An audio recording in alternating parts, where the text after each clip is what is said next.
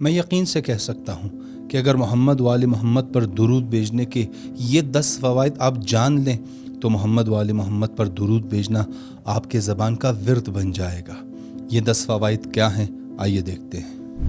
رسول اکرم صلی اللہ علیہ وآلہ وسلم فرماتے ہیں، جو کسی تحریر میں میرا نام لکھے اور اس کے ساتھ درود بھی لکھے تو جب تک اس تحریر میں میرا نام باقی رہے گا فرشتے اس شخص کے لیے استغفار کرتے رہیں گے۔ رسول اکرم صلی اللہ علیہ وآلہ وسلم فرماتے ہیں، جو شخص ایک مرتبہ مجھ پر درود بھیجتا ہے اللہ اس کے لیے عافیت کے دروازے کھول دیتا ہے۔ رسول اکرم صلی اللہ علیہ وآلہ وسلم فرماتے ہیں، تمہارا مجھ پر درود بھیجنا تمہارے حاجات کے پورا ہونے کا سبب بنتا ہے، اللہ تم سے راضی ہوتا ہے اور تمہارے اعمال پاکیزہ ہو جاتے ہیں۔ رسول اکرم صلی اللہ علیہ وآلہ وسلم فرماتے ہیں کہ جو شخص کوئی بات بھول جائے وہ مجھ پر اور میری آل پر درود بھیجے، وہ بات اسے یاد آ جائے گی۔ رسول اکرم صلی اللہ علیہ وآلہ وسلم فرماتے ہیں، مجھ پر اور میری آل پر درود بھیجنا فقر اور تنگ دستی کو دور کر دیتا ہے۔ رسول اکرم صلی اللہ علیہ وآلہ وسلم نے امیر المؤمنین کو وصیت کی کہ اے علی، جو دن اور رات مجھ پر درود بھیجتا ہے میری شفاعت اس پر واجب ہو جاتی ہے،